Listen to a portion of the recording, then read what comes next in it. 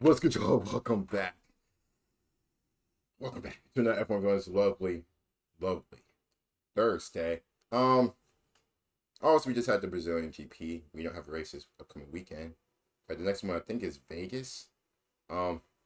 Obviously, we had some big changes. Sauber kick, stake, how the hell you want to say it.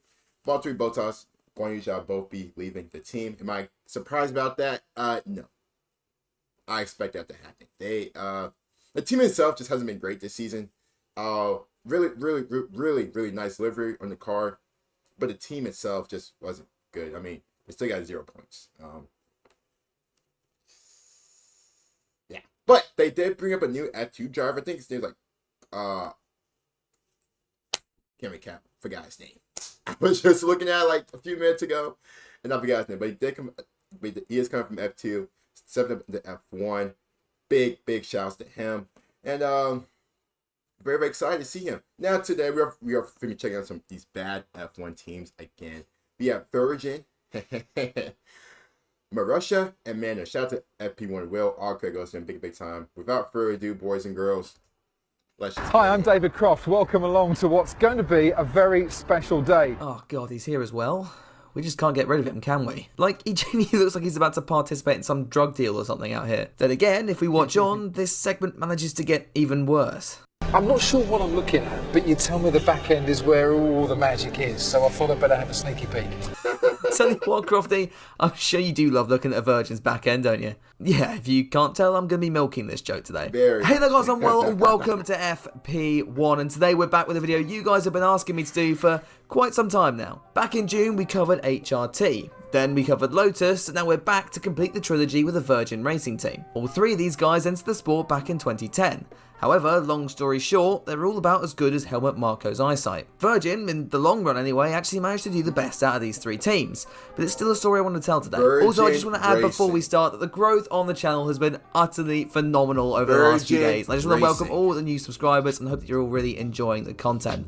And if you do enjoy the video, do consider dropping a like or subscribe if you haven't already. This sort of thing really kind of helps me out and helps the channel grow even more. And of course, if you do want to let me know what other teams I can cover in this series, then do pop a suggestion down in the comments as well. But anyway, with all that out of the way, let's jump into the Virgin. No, hang on, that sounded wrong, didn't it? That aside, let's talk about Virgin Racing, one of F1's worst teams. let's jump into the Virgin. Yeah, that's crazy. So let's start then by going back to 2009, where the world really was a simpler time. People still liked J.K. Rowling, Sebastian Vettel was actually good, and the Brawn GP F1 team had just risen up from the ashes of Honda to take the both drivers and constructors F1 crowns. This incredible feat was mostly down to Ross Brawn, who had bought the Honda outfit when the Japanese manufacturer pulled out of Formula 1 at the end of 2008. But this almost could have turned out very differently. Back when the team's future was about as uncertain as Alex Albon's seat at Red Bull, a man called Richard Branson and his Virgin company were interested in buying out the old Honda outfit. And this of course would never come to fruition, with Virgin eventually sponsoring Brawn through its 2009 campaign. However, those thoughts of owning a Formula 1 team never really went away. As F1 approached its 2010 season, several new teams were set to enter the championship. These of course were Campos Meta, who eventually became HRT, Manor Grand Prix, and Lotus. There are also two other teams that somehow managed to be even worse, and never made it to the grid whatsoever, but that's a whole other video. Richard Branson would end up buying out 80% of that Manor entry I spoke about before, with the team being renamed as Virgin Racing. Joining Branson on his ventures would be John Booth, boss of Manor Motorsport, filling the role of sporting director, as well as... The kid in me just wants to make a joke about the team. Every time I hear Virgin Racing, I just want to make a joke about it. I don't know why. I'm so childish about that, but I just want to make a joke about that every single time. Alex Tye as team principal and Graham Loudon as director of racing. Now, if you think you feel bad for not knowing any of these names, don't worry. All three of them had little to no F1 experience before this and weren't really well known in motorsport either. Virgin would get some experience from its technical director Nick Worth. Worth had previously been involved in F1 as the owner of the Simtech team in the early 90s. Only issue here was that team will probably find a spot on this series at some point as well. In terms of drivers, Virgin would snap up ex-Toyota driver Timo Glock, whilst placing rookie and future Formula E champion Lucas di Grassi in the other car. This, in fairness, was quite a strong lineup. Glock was no slouch and by this point had established a career in Formula 1, while di Grassi, despite being a pay driver, had shown signs of talent in the junior categories. Virgin's first car, the VR01, was just a bit of a story behind it. By this point in F1, wind tunnel testing had been the standard and most reliable way to design and build the cars. Then Virgin came in and said, yeah, but we don't need that, and so designed and built the cars completely from computer simulations. Fair to say, that went about as well as Valtteri Bottas' 2020 title challenge, or any of his challenges at this point. Nevertheless, the team managed to build a car in time for pre-season testing. Only problem was, it was slow. Really slow. Combine this with a host of technical difficulties, and it was fair to say that the Virgin Racing team weren't looking like title challengers in 2010. Round 1 of the season rolls around then, and despite confidence that any technical hiccups had been ironed out in testing, the car was still massively off the pace. Glock finished qualifying in Bahrain 7 seconds down from the fastest time, while di Grassi wasn't able to complete a representative lap whatsoever. But if you think things couldn't get any more embarrassing, well, you'd be wrong. Very quickly it was discovered that Virgin designed their fuel tanks to be too small, meaning the cars couldn't complete a race. And I know it's just a Virgin, we should be considerate given it's their first time. Oh, sorry, I'll stop. This issue wouldn't in fact be fixed until round 5 in Spain, meaning the cars had to race in fuel conservation mode for the first quarter of the championship. And this just really sums up Virgin's 2010 season. Both cars clocked up 17 Wait. So you tell me the first 5 races, their fuel tank was too small. So they were basically, they knew they weren't going to compete during any race or qualifying or practice. But specifically races, you knew you had to basically conserve energy the whole race. So it kind of limited on what you could do throughout races. So you basically just tanked away the first few races of the season. Ooh. Over the year, resulting in the team finishing the championship in 12th and last place. When you can't even beat the HRTs, then things aren't looking good, are they? 2011 though would be a new year, a chance to start over. Di Grassi would be booted from the team and was replaced by Belgian Jerome D'Ambrosio. Well, it's not Di Grassi's but fault. the outfit would continue not to use a wind tunnel for the second season. I think there's no, coming in as a new team, there's no point trying to do the same business model as somebody like McLaren or Ferrari or Mercedes because that worked so well in the first attempt, didn't it? In addition to this, Virgin elected not to run a KERS system on their cars in 2011 either. This was a system that, when deployed, would give the driver a boost over part of a lap. However, the team decided that they knew better and could design a car equally competitive without it. I mean, you can guess what's coming here, but funnily enough, they were about as hopeless as before. The team would finish 12th and last yet again, with a 14th place with D'Ambrosio at the season-opening Australian Grand Prix being the best of the year.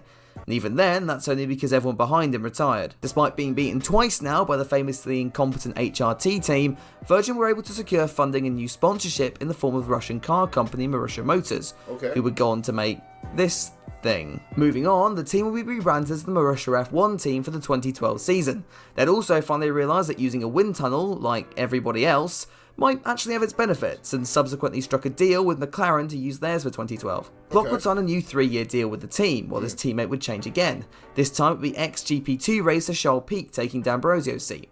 This year would prove to be slightly better, with the 12th place at the season-closing Brazilian Grand Prix, allowing the team to secure their best finish in the Constructors' Championship, with 11th, meaning they finally beat HRT. Heading into 2013 then, and yet again we'd see another change to the driver lineup. Pic would be replaced by Max Chilton, whilst Timo Glock, despite signing that 3-year deal, would find himself leaving the team. Think the Sergio Perez situation, except nobody really cared in 2013. Anyway, Glock's seat would be taken up by another rookie in Jules Bianchi. The partnership between Chilton and Bianchi worked really. First of all, every time I see Bianchi, I just get sad. Just what he could have been in F1. For the first second, I thought that was Lando Norris. I have no idea why. I don't know why. That first second of that clip, I thought that was Lando Norris for a second.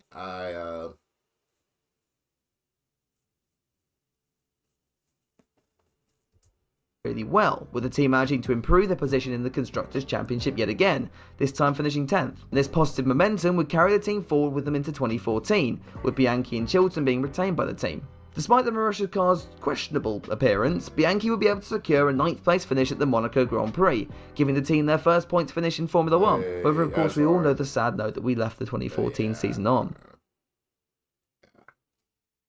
Yeah, that's why. Yeah, rest in peace, man. The team would fail to appear for the final race of the 2014 season, with the outfit entering administration soon after. They would be saved, however, as businessman Stephen Fitzpatrick stepped in early 2015. The 2015 season would be a difficult year for Marussia on a number of levels. A new lineup in the form of Will Stevens and Roberto Merri, combined with a car built with little to no budget, led to the team slipping back to last in the constructors' table. Booth and Loudon would resign from their positions, with team politics and disagreements being a major factor in this. However, fortunes would look to change for 2016, with Mercedes stepping in as an engine supplier. The team would go through yet another rebrand, this time back to Manor Racing, and would also take on Mercedes protege Pascal Wehrlein, alongside Rio Haryanto in the second car. Though Wehrlein proved to be quick, scoring a 10th place finish at the Austrian round, the same could not be said about Haryanto. Rio's money soon ran out, leading to him being replaced by Frenchman Esteban Ocon for the second half of the season. And remember, this was before Ocon took a year out and became F1's resident garbage can, meaning the partnership between him and Wehrlein actually had some exciting potential. However, despite running ahead of Sauber in the championship for most of the year, Sauber were able to sneak 2 points at the penultimate round of the season in Brazil. This led to Manor missing out on $30 million in prize money, and thus entering administration once again at the end of 2016. This time the team wouldn't survive, and thus Manor would fall off the grid after 7 years in the championship. And so there ends our retrospective on the Manor F1 team, first starting out as Virgin Racing and being, well, hopeless. But as time went on, the outfit would start to make a name for itself, and honestly, if the team had continued to 2017, I do feel like they would have kept that positive momentum going. For me, the outfit will definitely go down as being one of the worst in the 21st century. But what do you guys think? Let me know down in the comments below. I think I want to really have you guys' thoughts about this, but if Jules never passed away, do you think the team could been a lot better? Because Virgin sucked. Let's just call it this. Virgin was god awful. How do you come into F1 and the guy's talking about, well, we don't want to copy what the other teams do.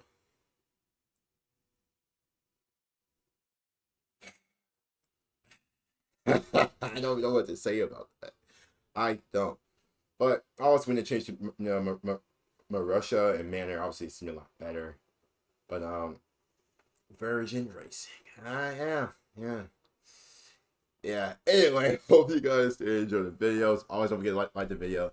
Sub as well. Take care. Stay safe as always. I'll see you guys soon. Peace.